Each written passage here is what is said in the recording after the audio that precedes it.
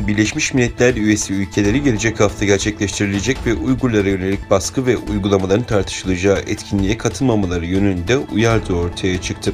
Gelecek hafta Almanya, ABD ve İngiltere öncülüğünde düzenlenmesi planlanan ve Doğu Türkistan'daki Uygurlar ve diğer toplumlara yönelik baskıların tartışılacağı ve insan haklarının nasıl savunulacağı konusunda etkinlik Çin'de tepkiyle karşılandı.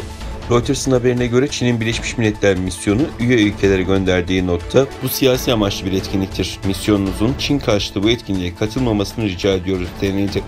Pekin yönetimi Avustralya, ABD ve Kanada'nın yanı sıra diğer Avrupa ülkelerinin de organizatörler arasında olduğu etkinliği düzenleyenleri insan hakları konularını Çin'in Sincan yani Doğu Türkistan gibi iç işlerine müdahale etmek, bölünme ve kargaşa yaratmak ve Çin'in gelişimini bozmak için siyasi bir araç olarak kullanmakla suçladı.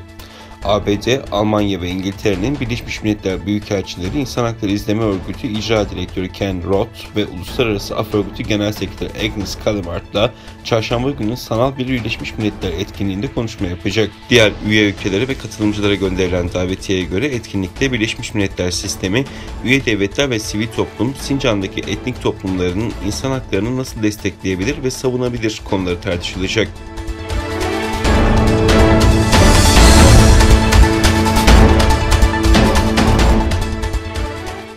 Çin'in Doğu Türkistan'da izlediği soykırım politikalarına ilişkin 5 Mayıs'ta Belçika Parlamentosu'nun Dış İlişkiler Komitesi'nde yapılması planlanan tanık dinleme oturumu kaynağı henüz belirlenemeyen siber saldırılar nedeniyle ertelendi. Uzun süredir bu toplantı için hazırlıklar yapan Dünya Uygur Kurultayı ve Belçika Uygur Cemiyeti, Doğu Türkistan'daki Nazivari toplama kamplarında görev yapmış kamp tanıklarından Kalbinur Siddik Hanım'ı şahit olarak insanlık dışı zulüm ve soykırım hakkında ifade vermeye davet etmişti. Görüşmenin başlamasına yarım saat kala sistemi kapanan oturumun iptal edilmesinin ardından tüm Belçikalı partilerin liderleri Uygur makamlarına geçmiş olsun dileklerini iletirken Uygur yetkililer Yeşiller Partisi üyesi Bay Samuel ile özel bir görüşme gerçekleştirdi. Ayrıca Kalbinur Hanım Belçika parlamentosuna Fransız televizyonuna başından geçenleri ve Çin'in Uygurlara yönelik soykırım uygulamalarını anlatan bir röportaj verdi.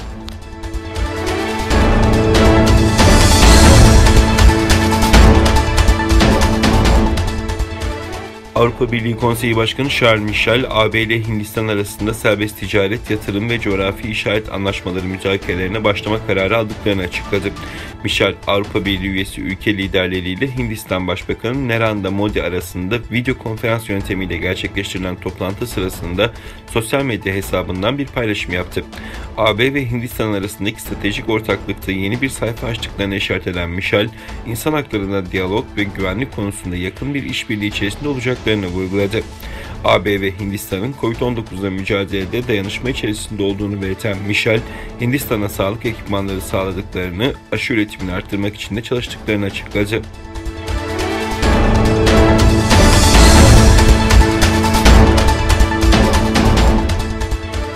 Çin'in uzaya gönderdiği fakat bir süre sonra kontrolden çıkan Long March 5B isimli roketi sonunda dünyaya düştü. Günlerdir uluslararası kamuoyunda büyük bir panik yaratan Long March 5B'nin düştüğü yerse dünyaya rahat bir nefes aldırdı. Günler önce yörüngeye fırlatıldıktan sonra kontrolden çıkan Çin roketi Hint Okyanusu'nda Maldivler yakınlarında bir yere düştü. Çin İnsanlı Uzay Mühendisliği Ofisi roketin Çin saatiyle 10.24'te, Türkiye saatiyle 5.24'te yani Maldivler yakınlarına iniş yaptığını açıkladı. Çin Uzay İstasyonu'nun ilk parçası ve çekirdek modülü Gök Uyum'u uzaya taşımak için Long March 5B roketi 29 Nisan'da uzaya fırlatılmıştı. 22 tonluk roket bir süre sonra kontrolden çıkmış ve parçalanmaya başlamıştı.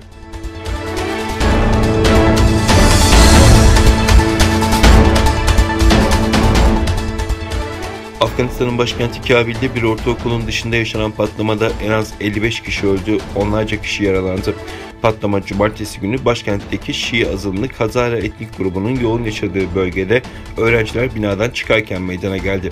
Afganistan İçişleri Bakanlığı başkentteki Seyyidü Şüheda Okulu'nun önünde öğrencilerin çıkış saatinde bomba yüklü bir araçla gerçekleştirilen saldırıda çoğu 11-15 yaşlarında kız öğrenciler olmak üzere en az 30 kişinin hayatını kaybettiğini, 52 sivilin de yaralandığını açıkladı. Daha sonra ölenlerin sayısının 55'e yükseldiği bildirildi. Saldırıyı üstlenen olmadı. Taliban yaptığı açıklamada saldırıyla ilgisi olmadığını ifade ederek olayı kınadı.